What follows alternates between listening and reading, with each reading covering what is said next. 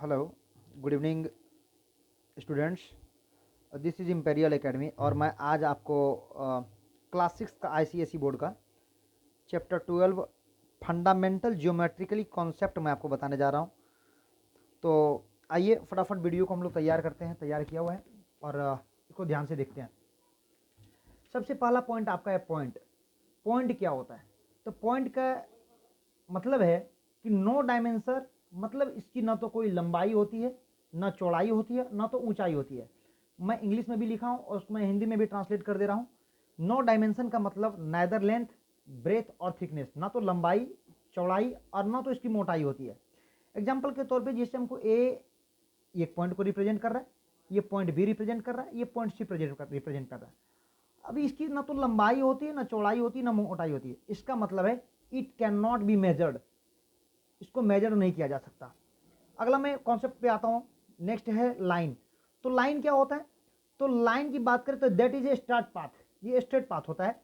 X tends इनडिफिनिटली, कहने का मतलब है इनडिफिनिटली का मतलब होता है अनंत, जो दोनों ओर बढ़ा जा सके। अब ये एक पॉइंट है ए बी, ये बी की ओर भी आगे भागेगा और ए की ओर भी आगे भागेगा।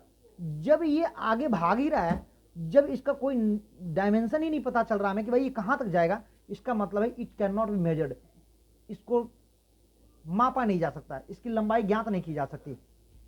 ए बी है, अब जैसे ये नंबर ए बी है तो ए बी को हम जो है ए बी रिप्रेजेंट कर सकते हैं, या इसको अल्फाबेटिकल ऑर्डर में बी ए भी लिख सकते हैं। अब हम कुछ फैक्ट्स की बात कर लें। क्या फैक्ट्स है? कहते हैं an infinite number of lines can be drawn through a given point. Example के तौर पे मान लिया जाए कि आपको एक पॉइंट ओ दे दिया जाए, तो ओ से कितने लाइन पास हो सकते हैं? आप अक्सर ये क्वेश्चन भी पूछे जाते हैं कि अगर एक पॉइंट आपको दिया जाए तो उस पॉइंट से कितने लाइन पास होंगे। तो बिल्कुल बेहिचक आप ध्यान देंगे कि ये एक गिवन पॉइंट है और इस गिवन पॉइंट से जो है infinite number of lines can B draw, बहुत मतलब अनंत, जिसकी गिनती नहीं हो सकती है, बहुत सारे नंबर क्रॉस किए जा सकते हैं। ठीक है, तो ये इसका एक फैक्ट है। अब यहां पे पॉइंट ये आता है कि अगर गिवन एग्जाम्पल के तौर पे आपको 2 पॉइंट दे दिया जाए तो अक्सर ये पूछ भी देता है कि अगर 2 पॉइंट हो तो उससे कितने नंबर ऑफ लाइंस जो है वो पास हो सकते हैं। तो यहां पे क्लियरेंस कर दिया है कि through 2 points in a plane only 1 line can be drawn, both of them. अब एक पॉइंट है ए और एक पॉइंट है बी, तो ए और बी से कितने लाइन क्रॉस करेंगे? तो only 1। There are infinite number of point on the number line. अब भाई नंबर लाइन तो नंबर तो मेरा ये हो गया, अब ये तो लाइन है मेरा। अब ये लाइन है तो इसमें कितने पॉइंट है? तो भाई इसमें बहुत सारे पॉइंट हो सकते हैं। मान लिया जाए ये ए और बी है तो इधर भी पॉइंट भाग रहा है, इधर भी पॉइंट भाग रहा है। तो suppose date R P S Q T something, जो भी आपको अल्फाबेटिकली ऑर्डर लेना है आप ले सकते हैं, ये इन्फिनाइट नंबर हो सकते हैं। अब अगला जो क्वेश्चन आपका आने वाला है, भाई पॉइंट ऑफ कॉन्करेंसिस। ये पॉइंट ऑफ कॉन्करेंसिस क्या होता है? कहते हैं 3 और more line passes through the same point. जब एक पॉइंट से 3 या उससे अधिक, जब एक पॉइंट से 3 या उससे अधिक लाइन पासेस करते हैं तो उस पॉइंट को हम लोग बोलते हैं पॉइंट ऑफ कॉन्करेंसिस। एग्जाम्पल के तौर पे मान लिया जाए ए और बी है, इसी प्रकार से ये मान लिया सी और डी है, ई और एफ है, और ये जी और एच है। तो ये सारे के सारे लाइन जो पास कर रहे हैं वो एक ही पॉइंट से पास कर रहे हैं और ये ओ पॉइंट है। कौन सा पॉइंट है? ओ है। तो इसलिए हम ओ को क्या करेंगे? Point of the concurrencies, point of the concurrencies. अब बात कर लेते हैं next, intersecting lines. Intersecting lines क्या होता है? जब 2 लाइंस है ना, जब 2 लाइंस एक दूसरे को कट करे, जब 2 लाइन एक दूसरे को कट करे तो जहां पे कट हो रहा है ना उस पॉइंट को हम लोग बोलते हैं इंटरसेक्टिंग पॉइंट। क्या कहते हैं?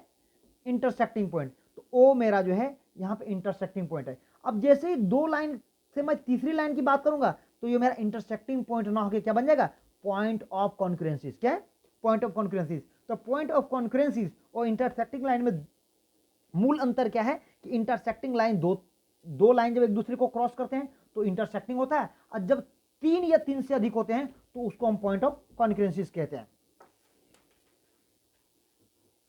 नेक्स्ट मैं बात करूं पैरेलल लाइंस की। तो पैरेलल लाइंस क्या होता है? पैरेलल लाइंस की बात करें तो नेबर इंटरसेक्ट ईच अदर, ऐसे लाइन जो एक दूसरे को कभी क्रॉस ना करे, इनके बीच का डिस्टेंस जो होता है ना वो हमेशा बराबर होता है। क्या होता है? हमेशा बराबर होता है। आप अक्सर रेल की पटरियों को देखते होंगे तो रेल की पटरियों के बीच जो है ना बिल्कुल बराबर दूरी होती है, तो इसको हम पैरेलल लाइंस कह सकते हैं। तो नेवर इंटरसेक्ट ईच अदर। अब मान ली पी और क्यू और ए भी है, इसको अगर हमको डिनोट करना हो तो कैसे डिनोट करेंगे? ये ए भी एक लाइन है और पी क्यू भी एक लाइन है, इंटर ये दोनों क्या है? पैरेलल है। तो पैरेलल है तो ये आपका पैरेलल का साइन हो गया, A B parallel to Q P Q या P Q parallel to A B. पांचवा पॉइंट की बात करें, लाइन सेगमेंट। लाइन सेगमेंट क्या है? तो लाइन सेगमेंट बात करता है इसकी लेंथ तो होती है, इसका कोई थिकनेस नहीं होता है ना। और इसके कितने एंडिंग पॉइंट होते हैं? 2 एंडिंग पॉइंट होते हैं। मैं लाइन सेगमेंट के साथ साथ डिफरेंस भी करते जाऊंगा कि लाइन डिफरेंस, और मैं अभी लाइन की बात किया, लाइन में नेवर एंडिंग पॉइंट, कोई एंडिंग पॉइंट इसमें है ही नहीं, लेकिन इसमें क्या है? इसमें 2 एंडिंग पॉइंट है, जैसे एम और एन, ये 2 एंडिंग पॉइंट है। तो जब कोई 2 एंडिंग पॉइंट है तो इसका तो निश्चित कोई डायमेंशन होगा ना, इसकी तो निश्चित लंबाई होगी। तो मान लिया जाए कि ये एग्जाम्पल के तौर पर 4 सेंटीमीटर है, तो हम रिप्रेजेंट कर सकते हैं M N equal to 4 centimetre. ये रिप्रेजेंट कर रहा है लाइन को, ठीक है। अब एक एक एक, एक चीज और देखिए कि ये पी और क्यू है, ये हमने लाइन को मिलाया, लेकिन क्या ये लाइन स्ट्रेट है? बिल्कुल नहीं है। जब ये लाइन स्ट्रेट नहीं है तो इसको हम बोलेंगे कर्व लाइन सेगमेंट। क्या कहेंगे? Curve line segment. अब मैं 6 नंबर पे आता हूं, और ये 6 नंबर आपका क्या कहता है? रे। रे का बहुत सारे एग्जांपल है। आपका टॉर्च जलाते हो तो वह भी एक रे है, आपका सनलाइट जो है वह भी एक रे है। मतलब रे क्या होता है? रे का एक स्टार्टिंग पॉइंट होता है और वह इंडलेसली वो जो है आगे बढ़ता है। इसका मतलब ये है कि रे को हम कैसे डिफाइन करेंगे?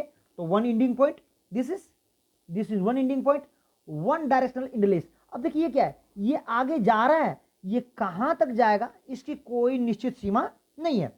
जब इसकी कोई निश्चित सीमा ही नहीं है तो कांट बी मेजर्ड, रे कांट बी मेजर्ड। चलिए मैं आगे अब बात कर लेता हूं कि रेज पे ही क्वेश्चन अगला राइज करता हूं कि भाई एक पॉइंट अगर आपको गिवन एक पॉइंट दे दिया जाए, मान लिया जाए ये पॉइंट आपका ओ है, एक पॉइंट ओ है, तो कहता है भाई कि गिवन पॉइंट से कितने रेज क्रॉस कर सकते हैं, कितने रेज निकल सकते हैं। तो यहां पे जो ना एक ये पॉइंट है, तो इधर से भी एक रे चला गया ए, इधर भी चला गया बी, इधर भी चला गया सी, इधर भी चला गया।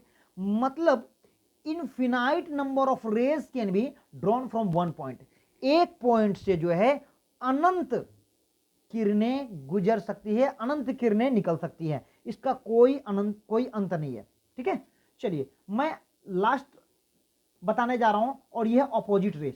सपोज दैट मान लिया जाए कि एम एन जो है, सॉरी एम ए जो है एक रेस है, एम एक लाइन है। अगर मैं पॉइंट की बात करूं तो ओ ए एक रेज हो जाएगा और यहां से ओ एम एक रेज हो जाएगा। अब ये क्या है? ओ ए का डायरेक्शन दूसरी ओर है और ओ एम की डायरेक्शन दूसरी ओर है, मतलब ये बिल्कुल एक दूसरे का उल्टा है। मान लिया जाए ये अगर आपका ईस्ट जा रहा है तो ये आपका वेस्ट जा रहा है, तो इस प्रकार से हम कहेंगे कि ओ ए और ओ एम वह बिल्कुल एक दूसरे का क्या है? ऑपोजिट है। क्या है? ऑपोजिट है। तो उम्मीद है कि ये चैप्टर 12 का फंडामेंटली ज्योमेट्रिकल कॉन्सेप्ट जो है आप लोगों को समझ में आया होगा। बहुत बहुत धन्यवाद। Thank you very much.